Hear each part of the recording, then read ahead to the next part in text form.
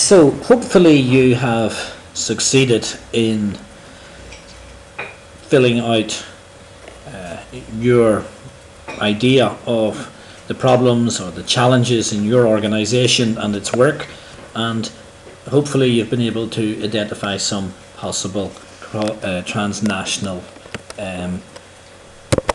openings and possibilities for cooperation.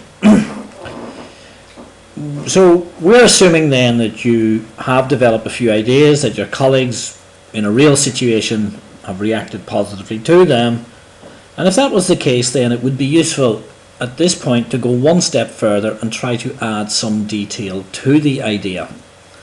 This certainly would leave you much better equipped to be proactive with potential partners and to engage positively in order to get any cooperation to take on a shape that you want. So we're still working at this point within your own organization. We're not yet working with the partners.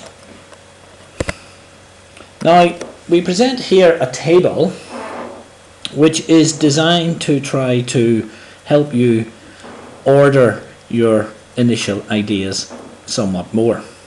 There are 4 columns here. Column 1 describes the problem. Column 2 puts focus on that problem, in particular focusing on the possible transnational aspect to resolving or addressing the problem. Column 3 focuses on outputs, as to say what a transnational cooperation project might actually deliver or produce directly. And column 4 puts emphasis on result, and we can understand results as benefits. That is to say, this is what is enabled by the outputs. It is to be understood as positive change, and it should be of application and relevance to your organization and to its territory. So the important thing then is to try to get a little bit of order into your ideas using this schema.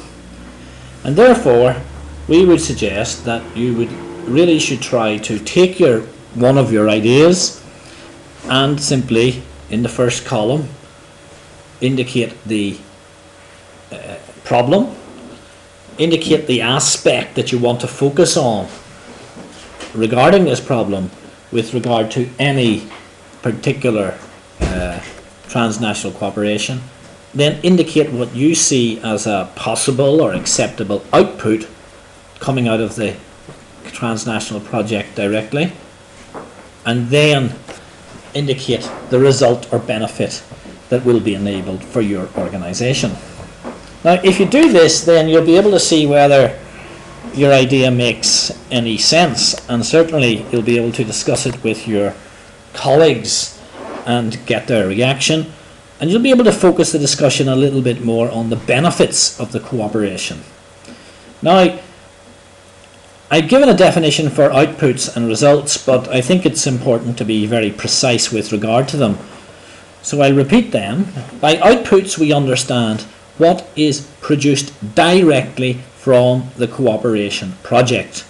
In other words, what is produced before or at latest by the end of the project, and what is produced through the money and the activities engaged in the project. Now, results are something different. They are what the outputs enable, what the outputs make possible, especially for you and your partners. And really, it's the results, more than anything else, which are important for you. If you do not get good results from any proposed transnational cooperation project, then, frankly, your organization will not have benefited much. So you've got to focus on results, also on the outputs, which enable the results. And when you seek to justify the project idea to your manager or your chief executive, you really need to be able to have a good idea of the possible outputs and results. Now we will discuss these ideas more further on when we move into applying the project development methodology to transnational cooperation projects.